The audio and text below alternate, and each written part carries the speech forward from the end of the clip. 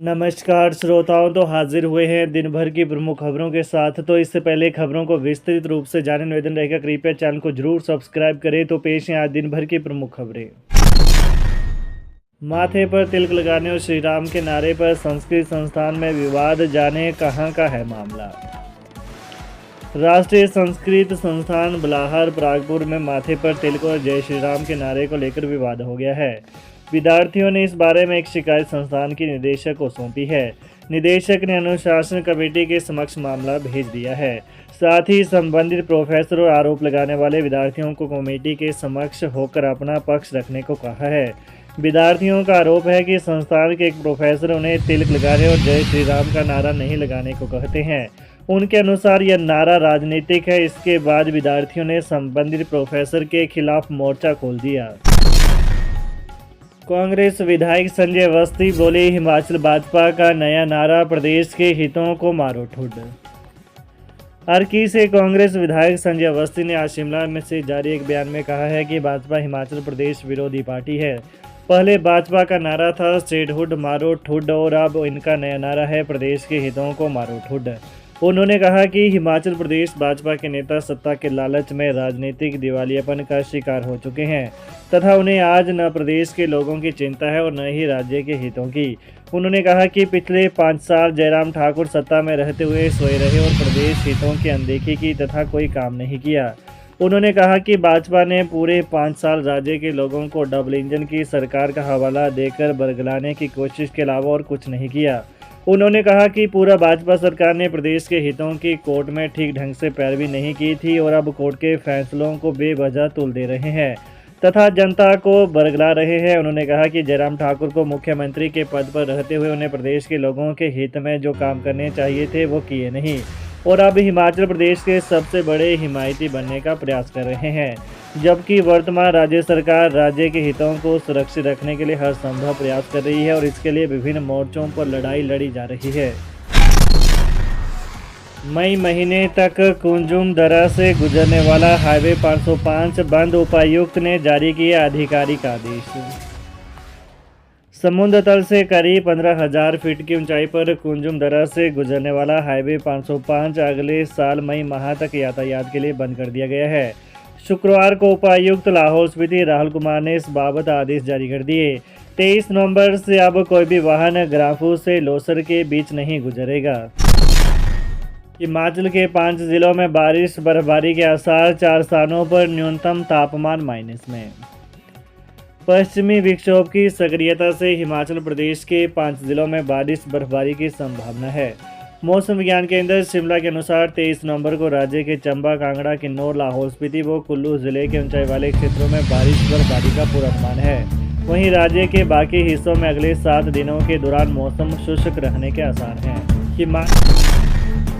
CM Sukhu बोले, supreme court के फैसले से मिली राहत, अब वकीलों की राय से बढ़ेंगे आगे। मुख्यमंत्री सुखविंदर सिंह सुक्खू ने कहा कि सुप्रीम कोर्ट ने इस मामले की कानूनी व्याख्या पर स्पष्टता प्रदान की है, कानून को परिभाषित किया है, जो उच्च न्यायालय के निर्णय के पैराग्राफ 50 से भिन्न था। आज सुप्रीम कोर्ट में मुख्य न्यायाधीश की खंडपीठ के समक्ष केस लगा था। फैसले से राहत मिली है, अब आगे उठाए जाने वाले कदमों पर विचार विमर्श करेंगे, वकीलों की राय से आगे बढ़ा जाएगा। मुख्यमंत्री ने कहा कि विपक्ष की ओर से अफवाह फैलाकर लोगों का ध्यान बांटने की कोशिश की जा रही है।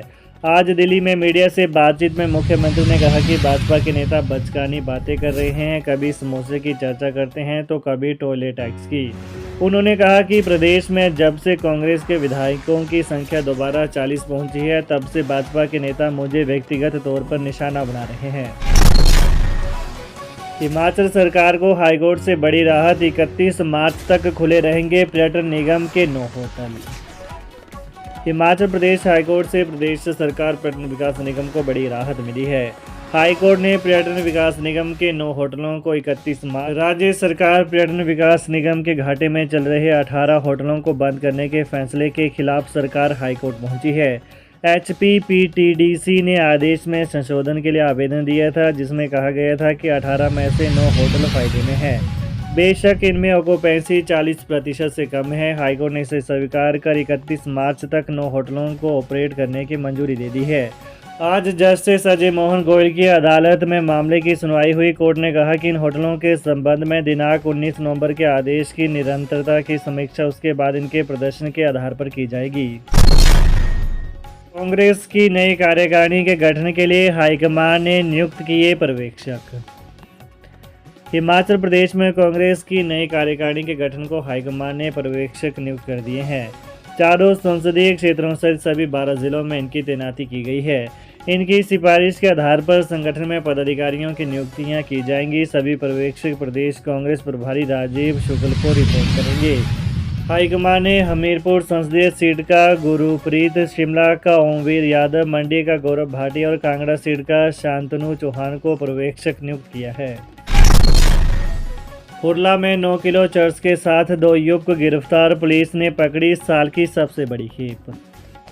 हिमाचल प्रदेश के कुल्लू जिले के भुंतर के हुरला में पुलिस ने गश्त के दौरान 2 युवकों को 9 किलो 70 ग्राम चरस के साथ गिरफ्तार किया है। पुलिस ने साल की यह पहली बड़ी खेप पकड़ने में सफलता हासिल की है। दोनों युवक कुल्लू की सैंध घाटी के रहने वाले हैं। भुंतर पुलिस की टीम वीरवार रात को गड़सा घाटी के हुरला में गश्त पर थी।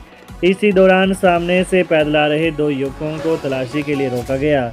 पूछताछ और तलाशी करने पर पुलिस को उनके कब्जे से 9 किलो 70 ग्राम चरस बरामद हुई। पुलिस ने एनडीपीएस एक्ट में डीनेराम 30 वर्षीय निवासी नोन और ईश्वर सिंह 30 वर्षीय निवासी पुखरी को गिरफ्तार किया है। सीपीएस मामला, जयराम ठाकुर बोले कुर्सी बचाने के लिए करोड़ों खर्च कर रही कांग्रेस सरकार।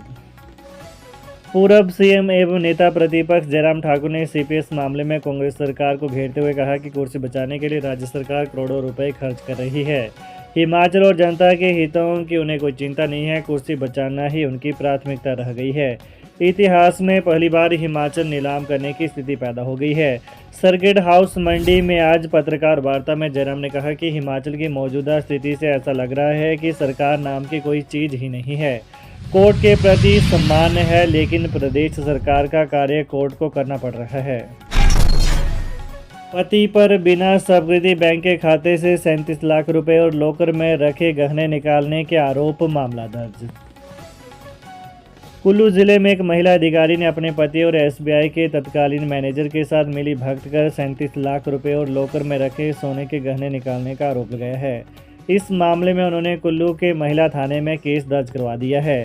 जानकारी के अनुसार कुल्लू में तैनात एक महिला अधिकारी ने पुलिस को दी शिकायत में कहा कि उन्होंने एसबीआई की कुल्लू शाखा में एक संयुक्त खाता खोला था।